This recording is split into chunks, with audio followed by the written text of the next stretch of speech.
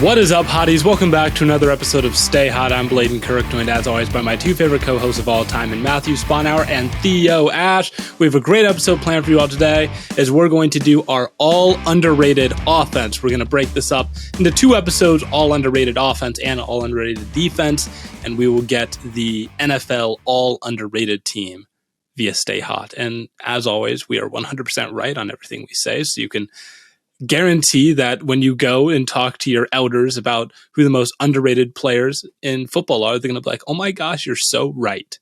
But before we get into that, Matt, Theo, how are you guys doing today? I'm all right.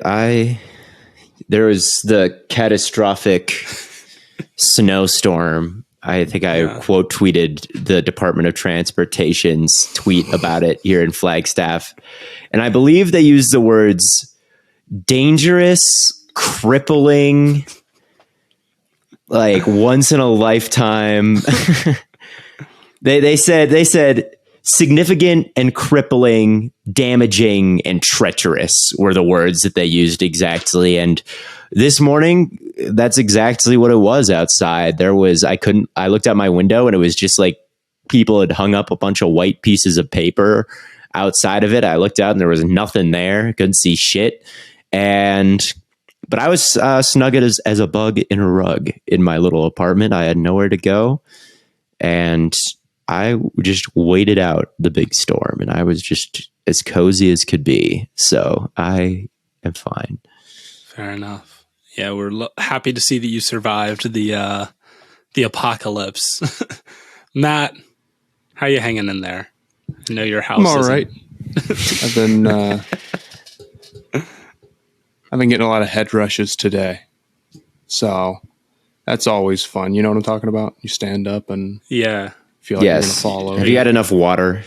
Yeah, I've been drinking enough water. I don't know. I don't know what's wrong with me. They're kind of fun, though. Is your water filtered? That's my hot take. Head rushes are kind of fun. One time, like 5 years ago, I got one so bad I like straight up fell over. But I think I just went too hard at the gym. You know me. So. I don't think they're that fun. They're kind of funny. I think that's a strange. I don't know. There's probably some drugs you can do that makes you feel like that, man. Well, I want to earn them. You know, I want to go hit the gym so hard. And then I'm getting head rushes. And then I got myself a nice sub as a reward. Fair. So from Jimmy John's? No, from Subway. Okay. Way better. I don't know about that, but way better. Yeah, I got extra onions on my sub because I realized I love onions now. Really? What are your thoughts on pickles? I don't like pickles. Good take. I don't like pickles. Pickles that are much. good. They're fine. They're not great, but like I'll definitely put them on a burger or a chicken sandwich because I'll just order whatever's on the menu. I'll just order it. Like if it says it comes with this and this and this and this, I don't say, don't put that on there, but everything else is good. No. So if it's on there, I'll get it if everything else sounds good, but I don't keep them around the house, I guess. But I ordered a chicken sandwich for lunch today, and normally it's just like bun, chicken, lettuce, tomato, and then like whatever sauce they use. But they recently added pickles to the sandwich, and I didn't know about. Of course, you would. It's a chicken sandwich. Pickles go great with chicken sandwiches. I get the sandwich, and I'm about to take a bite, and I noticed there's a pickle there, and I'm like, no way! And not only was there, it wasn't like a couple of pickles; it was like 5 pickles. It was like an unreasonable. The bigger problem is why weren't they always doing that? Is the bigger problem that you should be angry with. They probably got enough complaints that they said, "Why are you selling a chicken sandwich with no pickles on it?" I took my pickles off and threw them in the garbage. Wasn't the same. Well, but I can't force anybody to like anything, but I like pickles. But anyway, let's talk about some football. Going to get into the all underrated NFL offense, starting with quarterbacks. The whole idea here is we're going to try and come to some sort of a consensus, and we'll see how that goes. I think we're normally pretty good about agreeing with one another. Theo, who do you think makes a great case to be the most underrated QB in the NFL?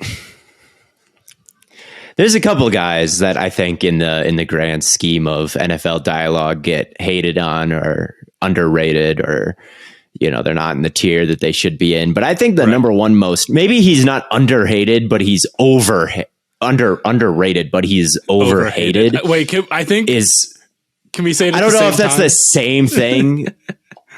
I think it's Kyler Murray. Yeah. Yeah, I think it's absolutely Kyler. Oh my God, dude. Kyler gets so slandered at every turn. I remember during the Mexico City game, they were playing the 49ers, and like the ESPN broadcast was on the field, and they were like gushing over Colt McCoy. Oh, Steve Young, he just runs the offense so much better. The offense is so much better with Colt McCoy. They said in that pregame show that Kyler Murray should be calling the plays while he's out. He should be scripting the first 15 plays and making the game plan so he stops yelling at his coach and realizing how hard it is. No other quarterback gets treated like that, dude.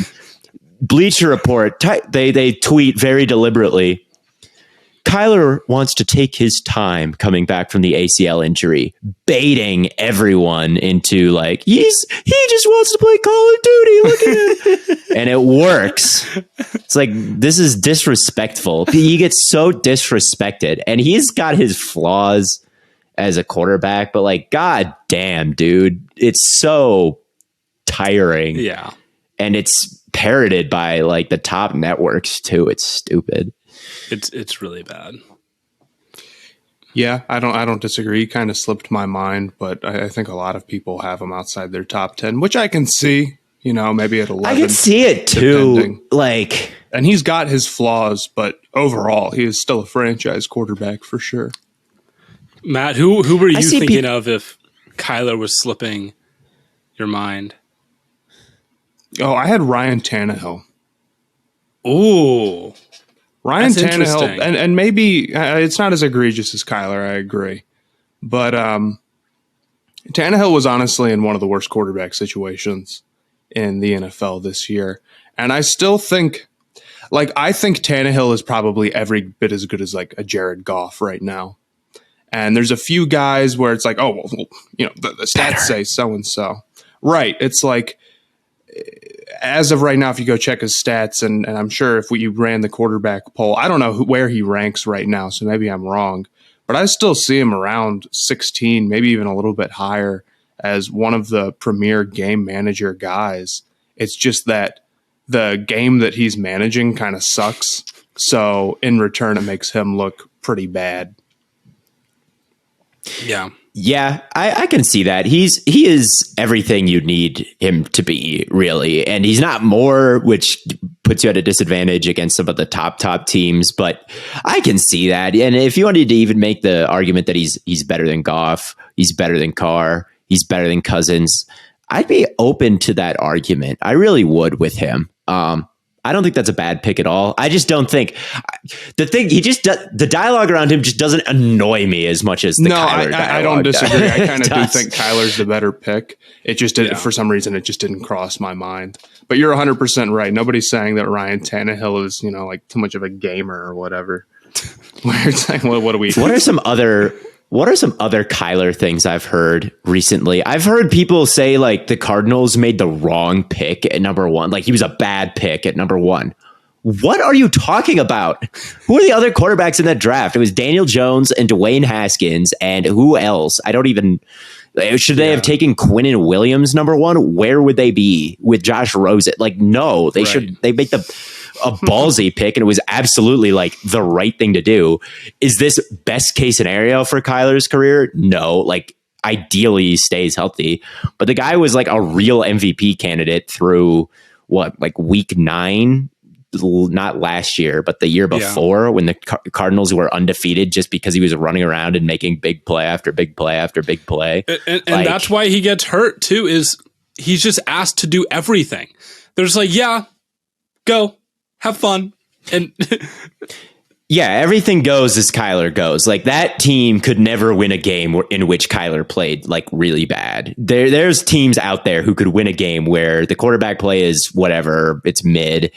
it's fine and they win because the rest of the supporting cast is good. Like that is not happening in Arizona.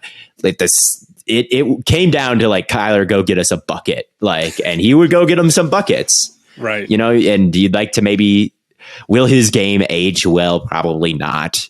Would you like to see him hit some open guys over the middle? He is short. Like, yes, you would. Right. But damn, man, like after the top 5 quarterbacks, and I'd probably put Hurts above him at this point. But really, there's after the like top 5 of Lamar, who I also consider answering here. But like Kyler is still in that conversation, and I think a second or maybe third tier of guy if you put Mahomes in his own tier, like I probably would. Lamar slander stopped a little bit because quarterback performance as a whole was kind of down this year. So I think Lamar would sit in most people's consensus top 5. Like Rodgers isn't going to be up there for a lot of people after this year. Dak's obviously not going to be up there. I'm trying to think who else would. Stafford was hurt. He wouldn't be up there for a lot of people. So it like Lamar is really the next guy. Brady's retired now, so he's not going to be up there. Plus, everyone wants Lamar on their team right now, so I'm seeing a lot of positive Lamar because he's a Falcon. He's a lie. Like, oh, it might be on my team. We like him now, and then he'll sign with the Ravens, and people will be like, that contract, and then he'll be very underrated again. But Lamar's another guy I considered, but I think can we all agree Kyler is at least I don't know if he's underrated but overhated. I think he's underrated. I think it's both. I think it's both too. I would agree. Yeah, so that's consensus. He's just not under the radar. Like I've thought some other, like for halfbacks, I'm not going to say there's no like real. I'm not going to say like, oh, Derrick Henry is overhated. Like everyone is familiar with Kyler's game, so he's not really under the radar. Really, he's just slandered unnecessarily. Really, which is the same thing. It's just kind of different ways to be underrated. Yes. All right, let's see. Running back would be next. And I think there's a couple of guys. I mean, I guess I could just go Tyler Algier again, right? Well, the consensus stay hot underrated guy is J.K. Dobbins, right? That's our consensus guy. I forgot about Dobbins. Unfortunately, he's been running a little wonky because of the injury, I feel like, but man, I wish he hadn't gotten hurt so bad, man. He was going to go for like 1,500 rushing yards on like 6 yards a carry, and it was going to be awesome. And now he still averaged 5.7. He still averaged 5.7 yards per carry this year. So good. His final season at Ohio State was like Ezekiel Elliott level. He was unbelievable. Him getting hurt for that playoff game in 2019 was killer, man. He is so good. And the only thing to the point now with Dobbins is like he doesn't quite have that like second gear. He can't really run away from guys. He's never really been that fast at the second level. His thing was always ridiculous contact balance, which is something that he did not go into Ohio State with. He kind of improved that greatly over the course of his college career. And then it was something that you were seeing. He averaged like 6 yards a carry his rookie year. Right. So he's a very valid answer. He's also part of an incredibly good rushing game. And I kind of believe that any really solid running back would do a good job with the Ravens. But he definitely deserves a shout out. Yeah. He's always our he's the darling. Consensus darling. Yes. The guy I had was Khalil Herbert. That's a good one. Yeah. Chicago. I think that Khalil Herbert is a very talented runner of the football, like better than Montgomery out of the backfield. He averaged 5.7 yards per carry. And again, that's a little bit like JK up in Baltimore, where like you have that running quarterback threat, and that makes it a lot easier to be an efficient runner. It really does. Right. But I think Khalil Herbert, like when you just look at his skill set, is maybe not everything you would look for in a starting back, but he checks a lot of boxes for me. He's like 212 pounds. He's pretty short, but he's compact. He's hard to bring down. Like tacklers who don't wrap him up just kind of glance off of him. Pretty good footwork, I think, behind the line of scrimmage. Like displayed some nice patience, and he's pretty fast as well. Like maybe not a total burner, but like he could get going. He's tough to stop when he kind of gets rumbling. So he's had some really big games in the past when he's had to step in as the primary bell cow and Monty has been hurt. And to me, he's someone that, like, now that Montgomery's a free agent, I think he could be in line for like a big season next year. I mean, he had 750 yards this year. Like, that's pretty damn good for someone who missed a pretty decent chunk of time at the end of the year as well. So I think that he has a lot of potential to be a franchise back. And like I said, checks a lot of the boxes for me. And the other guy, and I need to stop saying the same people over and over, but Rashad Penny. I love Rashad Penny. I think that guy's probably the most underrated to me, but he's always hurt. Yeah, he is always hurt. I don't know if this is necessarily the pick, but I do want to give a shout out to my guy, Dante Foreman. He had a really, really good season, and his numbers would have been so good if he played the full season as the starting back. But the McCaffrey trade kind of messed that up. I don't really trust rushing yards over expected after that McCaffrey carry that apparently was supposed to only go for 7 yards. But he did lead the league in rushing yards over expected after week 7 once he started starting. He's not like a perfect complete back, and I am kind of worried the Panthers are going to overpay him to bring him back. And on top of that, if you look at the other Carolina running backs, which are Chuba Hubbard, which we know we have our problems with, and Blackshear, their numbers are also pretty good because I think the Panthers' offensive line is particularly good. But Foreman strikes me as a super north-south guy, which I really like. Even if he doesn't have that second level speed, I'm still a really big fan of him making, good contact and falling forward and that type of stuff.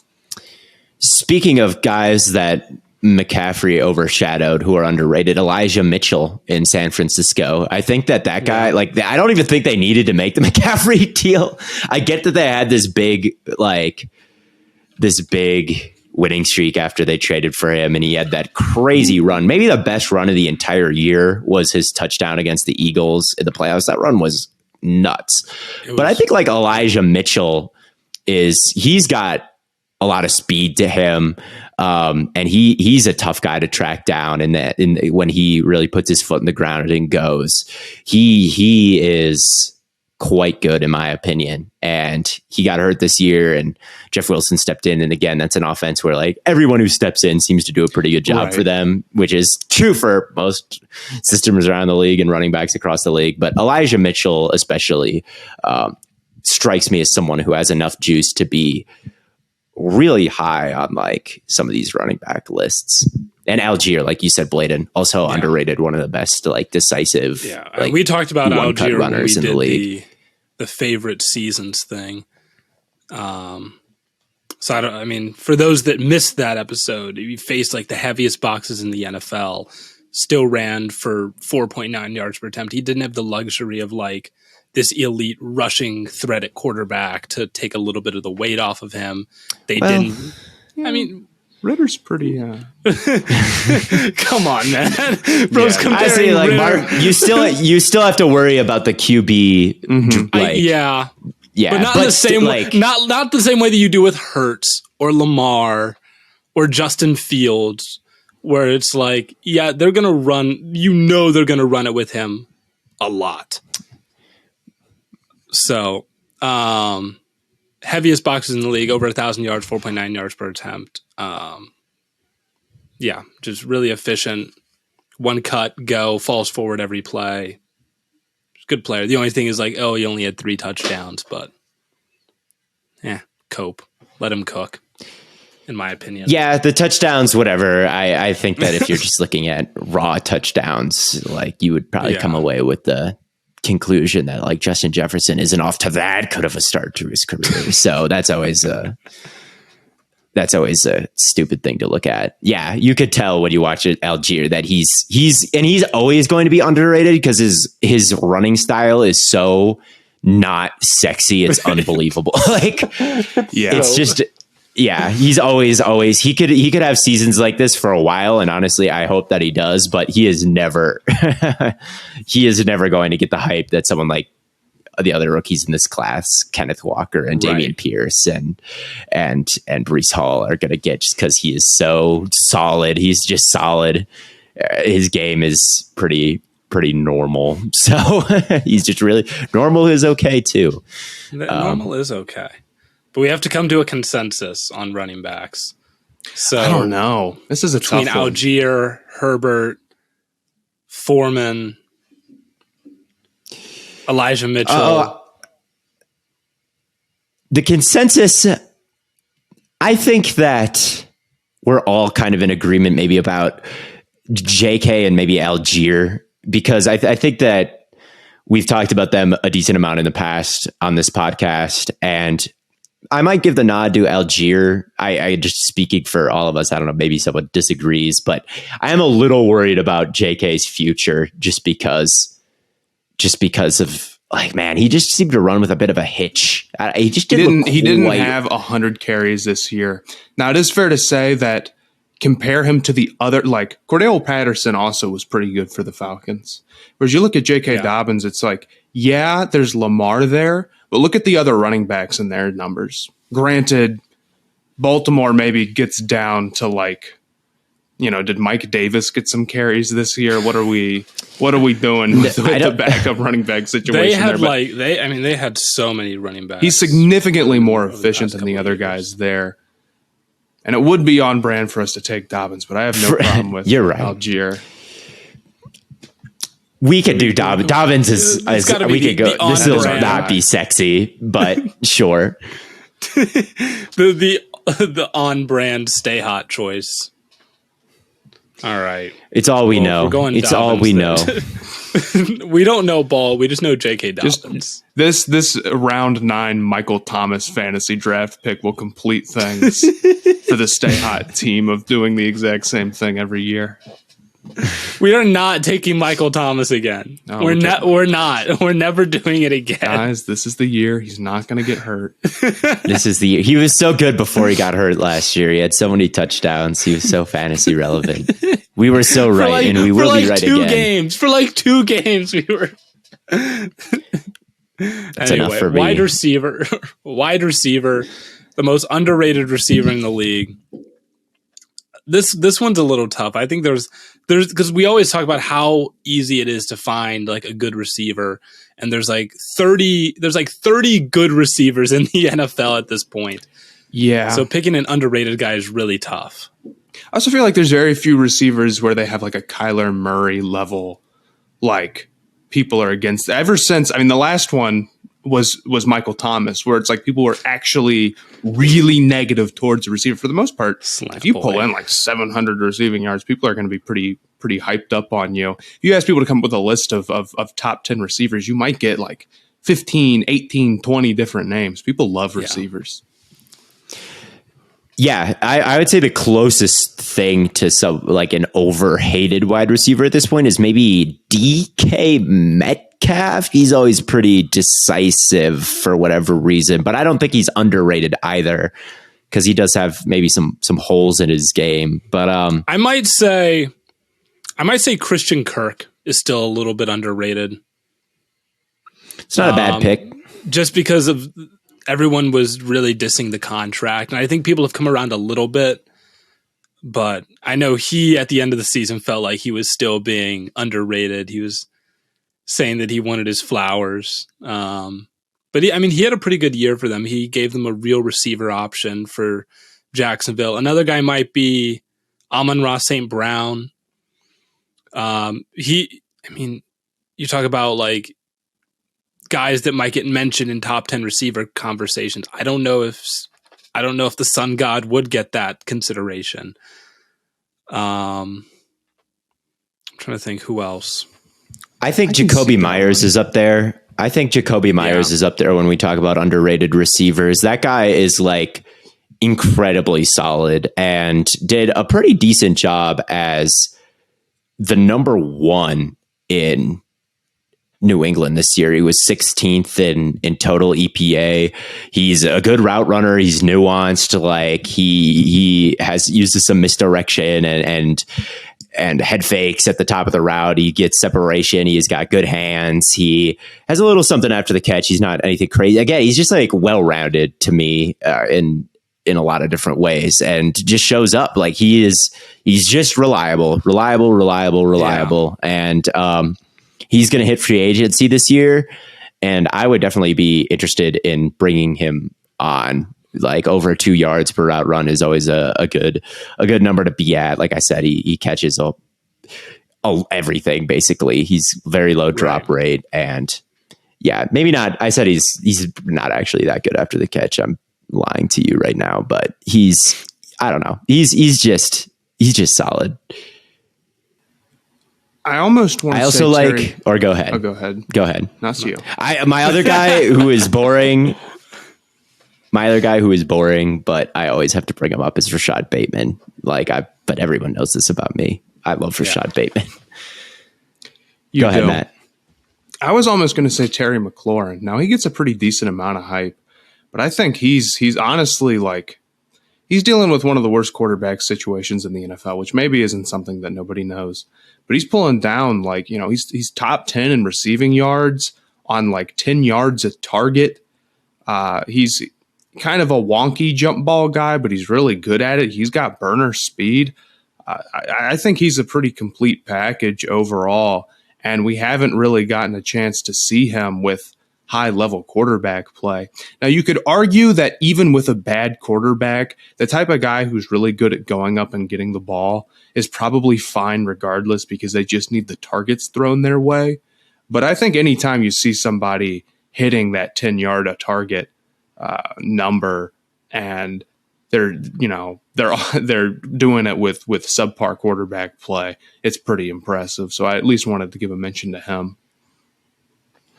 Yeah, I always go back and forth on if he's underrated or not. I think that he because he gets a decent amount of hype, and I almost think he's properly rated where everyone recognizes him as. That's fair. But so maybe Jacoby Myers, because everyone like knows that he's like very solid. But I think that people do underrate exactly just how solid he really like. He's a really solid guy. Like he catches a lot of first downs. Yeah. So I don't know if I agree. Brandon Ayuk in that conversation too. He might get overshadowed a little bit by all the other weapons there. Debo, Kittle, I wonder. McCaffrey. I kind of agree. That's just like McLaurin, where it's like he's good, and I wonder if he was the number one on a team with a serious quarterback situation, exactly what the numbers would look like. On the other hand, though, I feel like Ayuk kind of does get a lot of hype, and has had a lot of hype around him for a long time. That's true.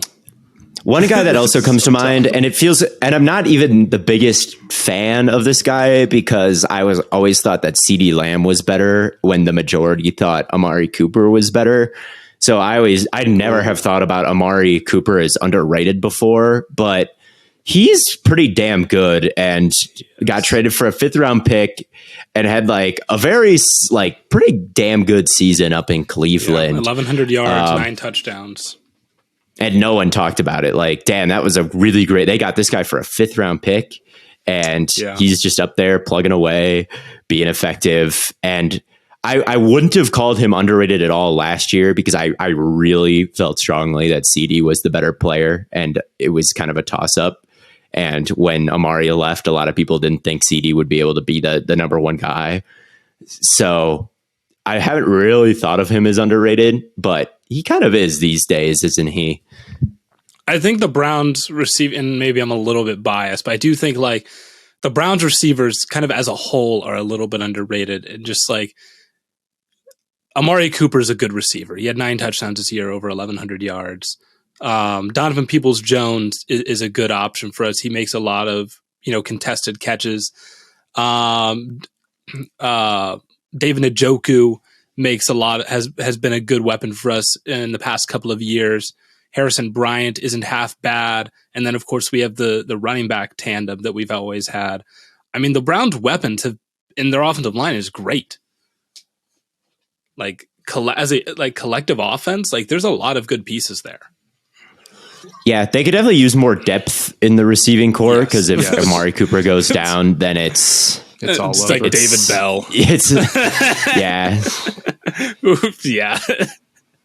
It's really bad. It's like Anthony Schwartz, David Bell, and that I don't even know who else. I think we still have Michael Wood. I think Michael Woods is still on the team. I have no clue who that is. Exactly. Yeah, So- it's pretty bleak. There's a Mike Woods that exists. There's he's still on the there's team.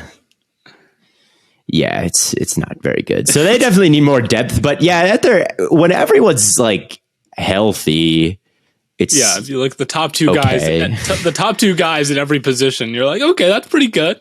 You get any further than that, you're like, don't look, don't look. Yeah.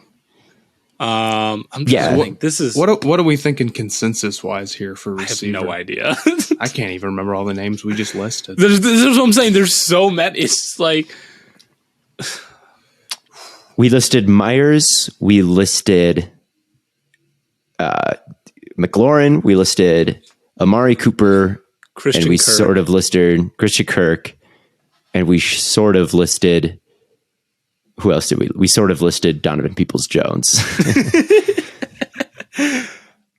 I like Amari Cooper a lot. Like that might be my Browns bias. I like Christian Kirk. Maybe. I like Terry McLaurin.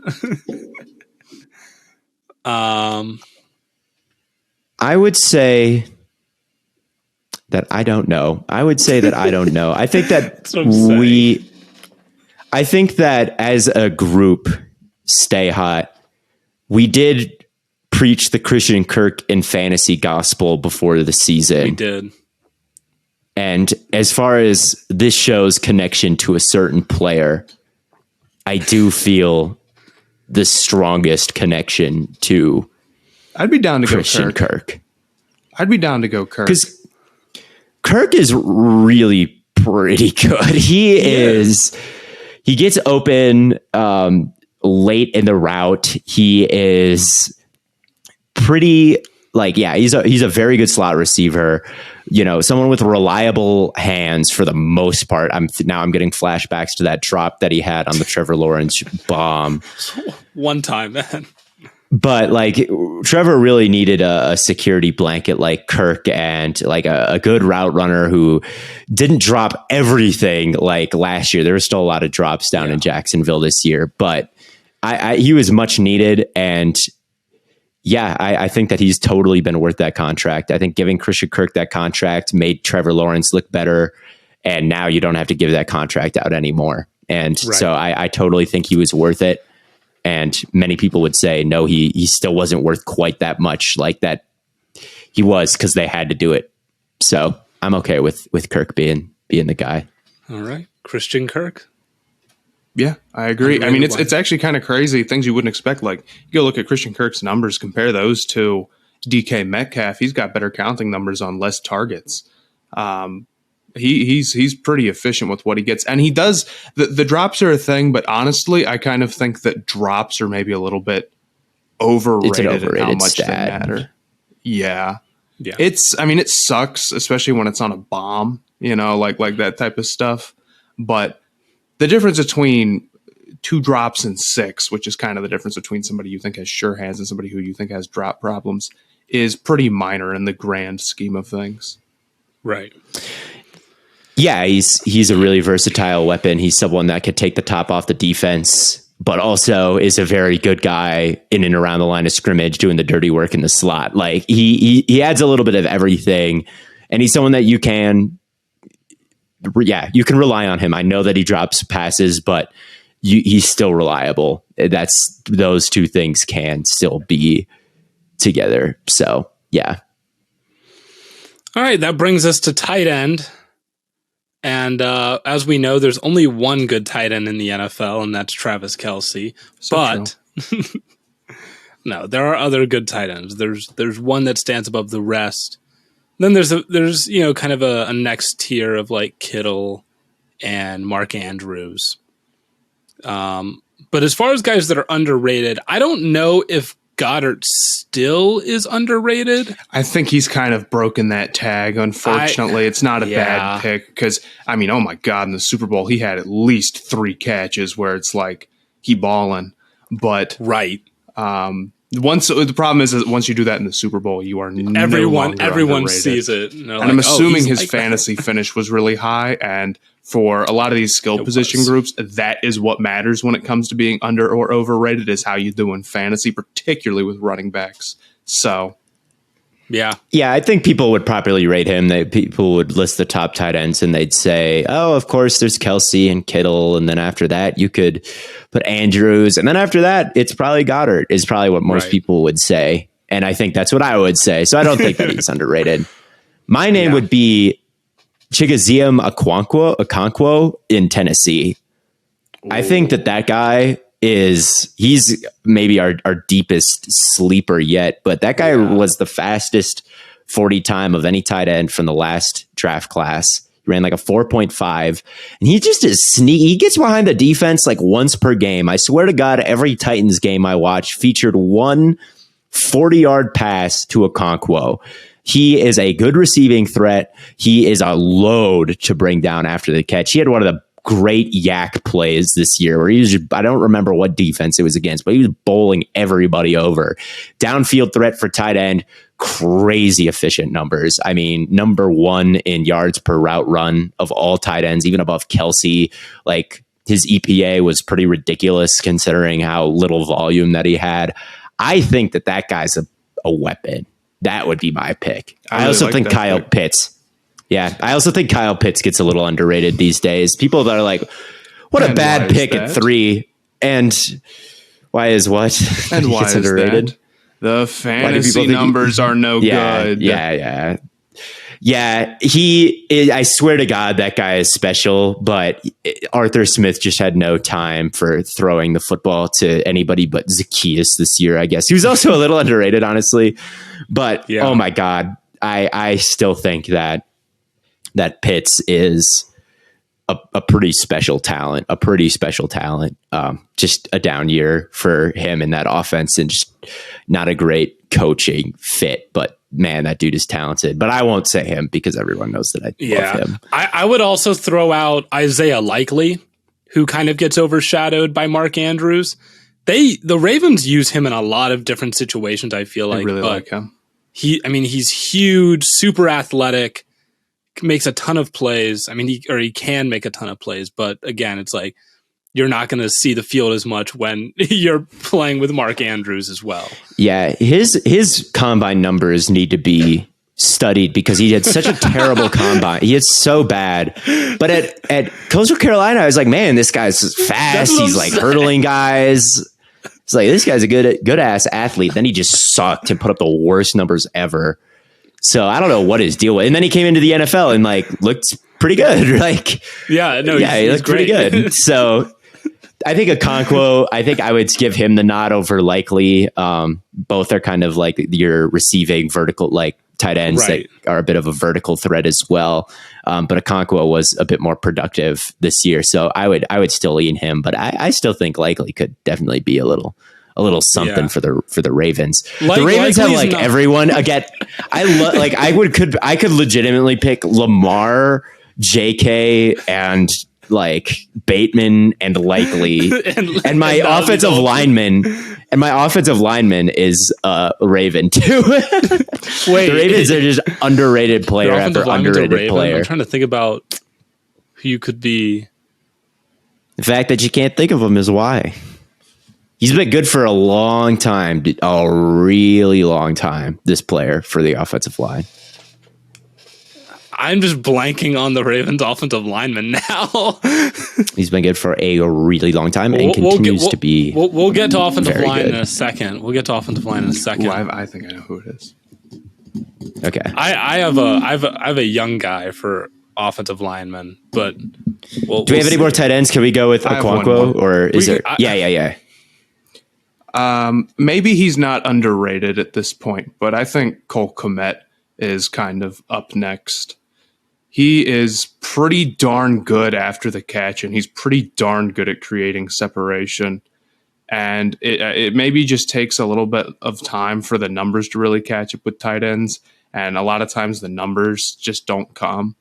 But I mean, you can go check it out. He's one of the best, like numbers wise, one of the better separators. And he's just a super physical guy who falls forward super often. And I think by the time his rookie contract is up, he's going to be pretty strongly in that top 10, maybe higher. I think definitely higher conversation for tight ends. All the Notre Dame tight ends are the same. Kyle Rudolph, Cole Kmet, Michael Mayer. They're just all they're just the peak tight end archetype. Anyone from Notre Dame is exactly what you'd expect a tight end to play like and look like. They are the tight ends. And yeah, Cole Kmet, kind of under my radar. I guess I can't agree or disagree with this because the Bears were just the worst team in football this year. But Kmet definitely is probably the nicest piece of that receiving core for sure. He's good, man. I mean, he's legitimately good. And I wonder, I think playing in a passing game that sucks doesn't help him. But his numbers are real good, at least advanced stat wise. Yeah. I could see it. But yeah, I would either go with Likely or Theo. Okonkwo. Okonkwo. Yeah. I don't know how to pronounce his first name unless it's right in front of me. Let's go with Okonkwo. I like that. Yeah, I think that he's going to be. I think that he's going to be a problem going forward. I think he's going to be a real issue. He is super talented. Sounds good. All right. Well, that's our tight end. And that leaves us with the final piece, the offensive line. Theo, who is this Raven? Can I guess? Yeah. Is it Kevin Zettler? Yeah, it is. Oh, that guy, you didn't get it. It's a Brown. Brown's legend. I forgot that he was a Raven. Yes, that guy's a baller. Yes. Yeah, he was great on the Ravens this year. I think that who they play in the playoffs? It was the Bengals, and he did a great job on Reader, like sealed him off a couple times in the run game, like just workhorse every single year. Never allows much pressure, never allows many sacks. I went over and I looked at his PFF grades this morning, and every single year it's good. Just a whole lot of green. Good. He's always been good. Yeah, he like fluctuates between like the 7th best guard and like the 20th best guard, basically every single year for like a decade. I would have liked to have seen him make a Pro Bowl this year. Once again, Baltimore was a great rushing attack, despite the fact that their running back stable was pretty mid for a good portion of the year. Lamar has a lot to do with that, but so does guys like Zeitler, and they built a pretty good line. I wouldn't say it's like super elite, but it's pretty good with guys like Zeitler and Stanley and Linderbaum on it. So yeah, I think that Zeitler, we've gone with a lot of young players and guys that, maybe haven't quite broken out quite yet. Like Khalil Herbert, like the unestablished team. This is like the guy who is boring. He's a guard. He's been around. He played for the terrible Browns for a long time, and now he's just on the Ravens, and he's old. I mean, he was on that. He was on that Browns offensive line with it was Joe Thomas, Zettler, Joel Baton. No, actually, I don't think he was on that line. Austin Mack. That line was. I don't know if he was on that line because that line was Joe Thomas. I think that was Batonio. No, yeah, he was the tackle. I think maybe he was playing tackle. No, that was Schwartz. No, so he wasn't on that line. Yeah, that offensive line had Schwartz and Mack. Yeah, it was Schwartz, Mack. Greco was the other guard. John Greco was the other guard, not Kevin Zeitler. I'm trying to remember what line. So he wasn't on one of those. That was probably the 2014 team. That was the 2014 team, but Zettler wasn't on that team, I don't think. You don't think? Because that was the team. He was not. Oh, he was with the. I looked it up now. He was with the Bengals. Yeah, that's what I always think of him as. Is a former Bengal. And then you said Browns legend. I'm like, wait, do I have the wrong orange AFC North team? Yeah, you're right. He was on both. But he's been through the entire AFC North. He's going to the Steelers next. He hasn't been to the Steelers yet. But yes, I was, when you said Browns, I was like, wait a minute, am I thinking of the wrong guy? No. Yeah, he was in Cleveland in 2017 and 2018. So yes, he's a very good player though, and he is my pick. He is. That's right. Every single offensive lineman, on the 0-16 team.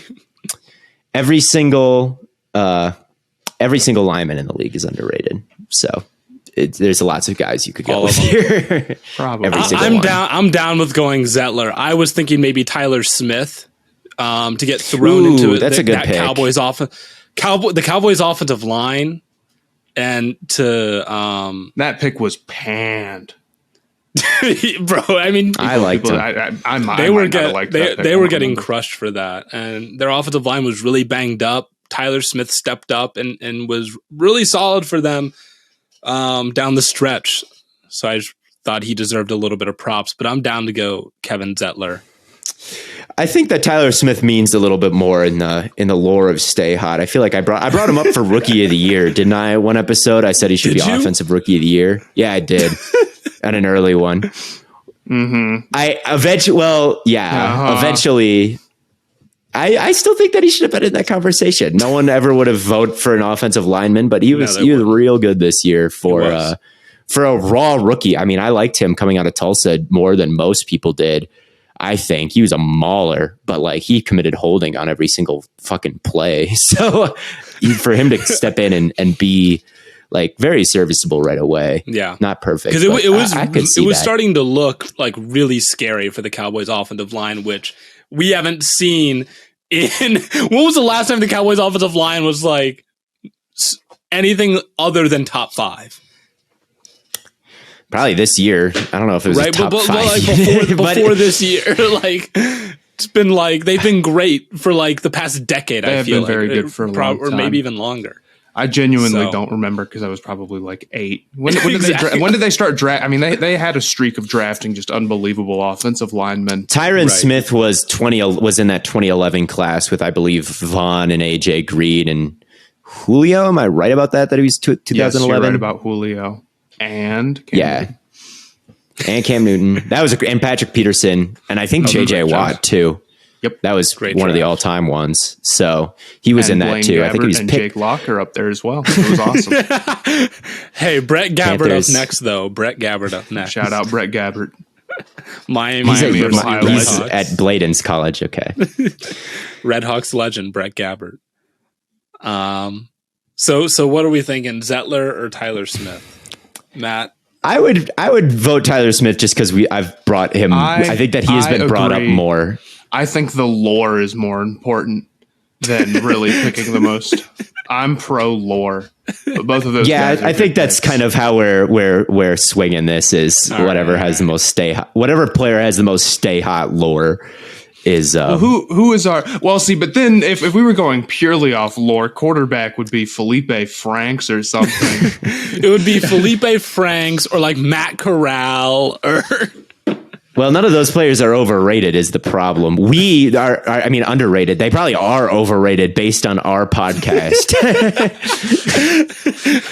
Felipe Franks may be the worst pro ball player that has ever graced our league. And I think people the only reason he's one of the worst to ever touch the ball. So the only reason that anyone even knows who he is because of this. So he cannot be the stay hot underrated player. We could do an all stay hot overrated team where the players that we've hyped up ended up being like crazy mid, which Bateman would probably be on, sadly, even though I'm putting him on my all underrated team. And I drafted him in fantasy because of you. You fucked me up, man. My dynasty team sucks because of you. Try it next year. Oh, next year, you know who would be on it? You know who would be on it? Marquez Callaway. Yeah, there's a guy who's really not that good. It was Not looking so Marquez. good too, because we were doing a sleepers episode, and he was a nobody when I had never even heard of him before I was doing my research, and then everyone got hurt, and then like all of a sudden he was their wide receiver one, and like already I was like, this aged perfectly before he ever played a snap. I was like, this guy, if you would have drafted him when I said to draft him at that point in the offseason, you could have like that would have already aged well. Yeah. But you're right. He did absolutely nothing the whole year. He didn't actually become. I thought he had one good. Didn't he have he one was good actually game, though? okay that year. For where he was being drafted, I want to remind people he was already on my fantasy team because there's 70 man. That was rosters in this crazy. he had like 700 yards. 70 man roster. He had like 700 yards and 6 touchdowns that year. Wild. He was borderline fantasy relevant if you were playing in a ridiculous league.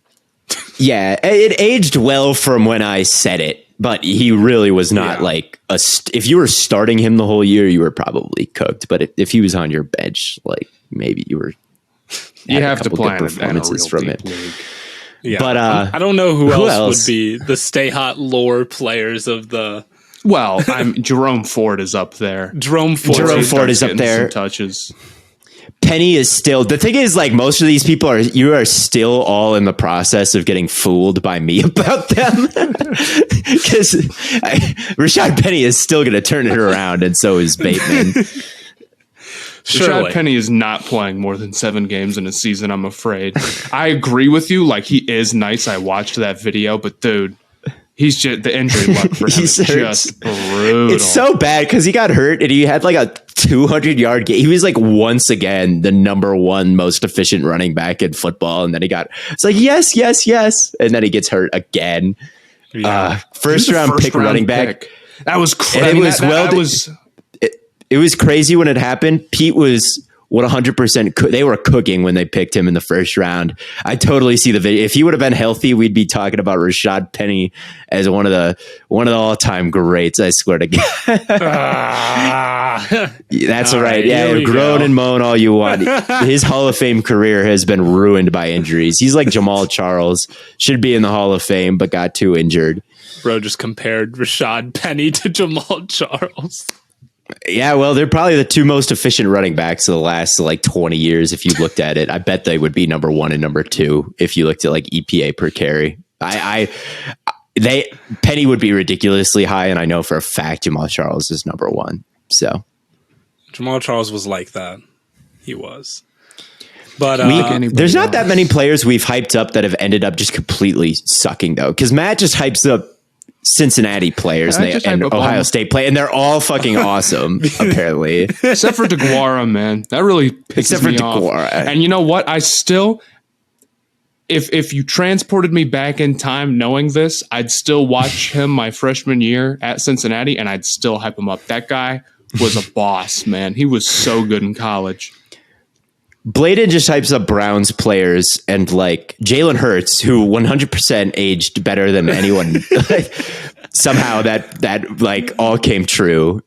The Browns players, Jalen Hurts always gets better. The Browns just break my heart, and I have to try and convince myself that they're actually the greatest team alive. You so blindly hype up Browns players, though. Is the thing, in my opinion. I know. I mean, it's every goddamn player It's on not the roster, blind. man. No, I know what I'm doing.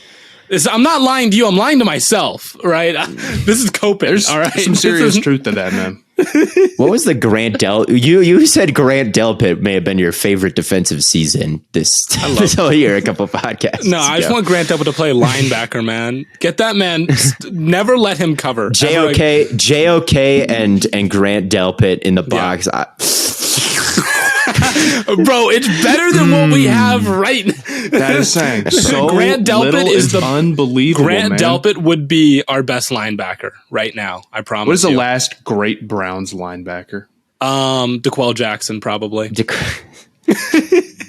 I remember him on Madden. I remember him. Like I think I had him on my ultimate team way back in the day. DeQuell Jackson was like that. But after him, there's like. Oh, you guys had Demario Davis Kirk one year. We did have Demario Davis. He wasn't That's that great probably for it, then. us. He was pretty good. He was okay. Christian Kirk for a season was good, and then he got Kirksey. Yeah, and then he got Yeah. hurt. He got hurt a bunch, and then he sucked. Yeah, he was really bad for the Packers, and now currently really bad for the Texans. We had, it was like Paul Kruger was an edge rusher that was pretty solid for us for 1 year. But it's been mostly mid at linebacker for us. I probably have the lowest hit rate when it comes to hyping up players. To be completely You know honest what with it is? Because They always get hurt. You go real far into your sleepers sometimes, and I think that just makes your odds worse. And they all get hurt. I've always been the Michael Thomas. Like you guys are all underrating him. Like he is getting That's underpicked, true. and like he Bateman, gets hurt. Penny. Bateman gets hurt. Penny gets hurt. I remember I was so high on Odell when he was in Cleveland, and then he was just getting started to look like kind of like a really dynamic guy in LA again, and then he got hurt. Yeah. And so I feel like I hype up Herbert obviously a lot, and I feel like that's. I mean, it will one day age well, and it should have already aged well, but like there will always be doubters as long as they don't have playoff success. But I think that it's true. I think that Herbert what I has say to about deal with Herbert the is Chargers true. curse. The Chargers aren't allowed to like have playoff success, it feels like. So I don't know. I feel like a lot of the players that I hype up are actually. I'm right about them. They're just hurt all the time. I swear to God, if Penny and Bateman and Michael Thomas and Odell all stayed healthy, I would have all the gems on my fingers like Thanos. I'd be like, look at that. You know, man. I think I hype up mostly Ohio State and Cincinnati guys who I watch and like, and then some deep in my fantasy bag nonsense like Van Jefferson, which I knew at the time Van Jefferson is just fine. I'm just like, if the Browns get this guy, that'd be really good. And then usually the Ravens get him. You hyped up Derek Carr for a while. Probably would have been better than what we're doing right now. So, to be completely fair. But yeah, I don't know. That's the all stay hot underrated NFL offense. I don't really have anything else. There is some like news. The Titans are trying to clear up some cap space. They released Taylor Lewan and Robert Woods. A bunch of terrible players, actually. They released a bunch of. Oh my God! People were hyping up Cunningham. They're like, "Bro, Cunningham." They were tagging their favorite team. Cunningham is terrible, you guys. He's old. He cannot move anymore. And I guess I was like, "What are you guys talking about? Like, why are you tagging your favorite team under this Zach Cunningham released tweet?" And it was revealed to me that recently he had a 97 overall Madden card released. And Madden, I don't know what that's what they're saying. 97? That's what they're saying. I don't know. I don't know. I don't play who's Ultimate saying Team. that, man? They're saying that. They are. So That's because Cunningham led the league in tackles one time. He didn't even play half the snaps in the games he was in. Last good Tennessee. Browns linebacker, Joe Schobert. Oh my God. He was a legend, That's- I'm afraid. He was a a legend. little debatable, but No, sure. he was. I'm fully aware that he's probably not a legend, but he was a legend. He was Pro Bowl Joe, man.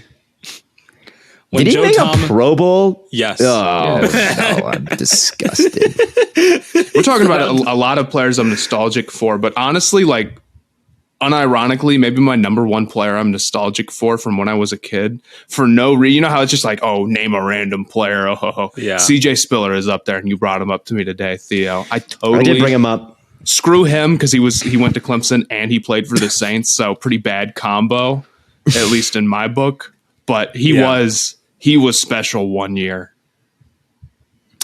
Yeah, I brought him up because I have a video on Gibbs versus Bijan Robinson dropping, and I think Gibbs reminds me a lot of CJ Spiller for better or worse. I won't spoil the video. I'm Spiller very was interested. I'm very interested to see how this video is received because I'm not super high on either of them, and Really, I feel like yes, I like. yes. them I think they're both pretty good. decently. I like them both pretty good. I don't like either of them as much as I liked Kenneth and Brees last year.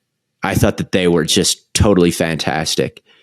But I mean, if you've made it this far, you deserve to get the video spoiled. So it's with Gibbs, he's just small, and he's had over 20 carries in his career twice ever. And that was both this year at Alabama. Even when he was a 5-star at Georgia Tech, he only got 20 carries in a game once. Really? So it's like, he doesn't really run between the tackles. He's good when you throw it out to him. He's a great receiver. You know, he's fast. He can get to the edge. But if I had Gibbs on my team, he would not be my main guy. I'd have he'd be the Swift to Jamal Williams. Like, there would be someone, he'd be the change of pace back. He's more dynamic, but I think you need to pair him with someone else before you start running him between the tackles for like as a workhorse back. So how much is even a really good, because I think he's really talented. He's really talented, right? Yeah. But how much is a guy that isn't going to be a workhorse for you, a running back who's not going to be a workhorse for you? What is that worth? I worry about his body type and his lack of, like, in college, they just wouldn't let him pound it between the tackles at all. And so that's not going to happen in the NFL.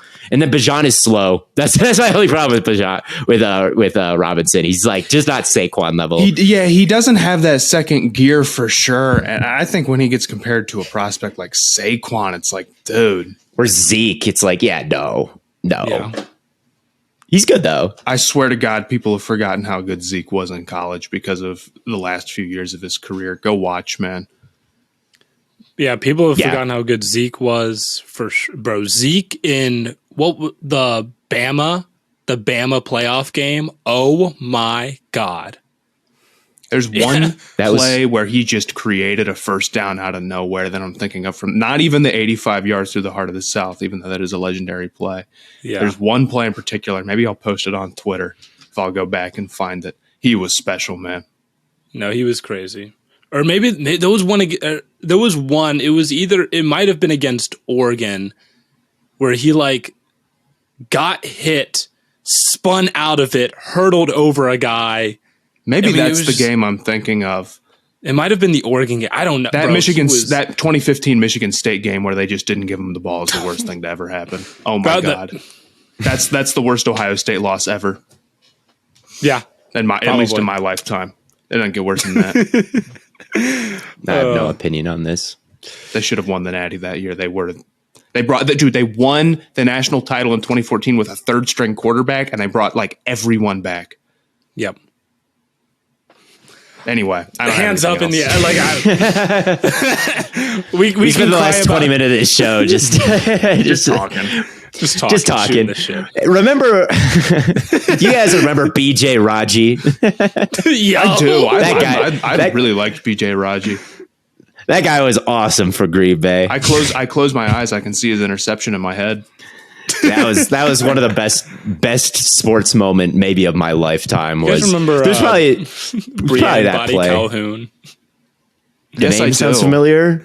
But did he play corner? He played corner for the Browns. He had a pick six. Okay.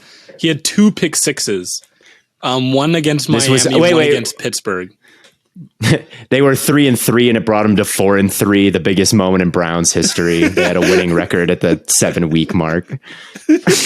I've got a soft spot for all these like 2010s Browns players because of my dad and you, Bladen. Brian Hoyer got screwed harder than any other. Isaiah Crowell is good, and Brian Hoyer got so screwed in 2014. It's so unfair. He did. He had a great year, got hurt at the end, and then they were like, oh, well, no, not even Hoyer. That whole team. That team was real. That 2014 Browns team had a great defense, a great offensive line. Brian Hoyer was solid, and Mike Pettin was a decent coach, and they just cleaned house. I was so mad. I was so upset. That was an all-time Browns moment, dude. They were 7-4. They were pretty nice, and then they threw in Johnny Do you know who the Manziel, offensive coordinator was? Do you know who the offensive coordinator of that team was? Yes, it was Kyle Shanahan. We had the best run game in the league, but with Kyle Shanahan, I remember that because I remember you guys had Mike McDaniel and Mike LaFleur and Kyle Shanahan on staff, and the stacked offensive line, man. And what do we have to show for it, yo? Brian Hoyer did have 12 touchdowns and 13 interceptions in a Kyle Shanahan offense, so I'm not moved though.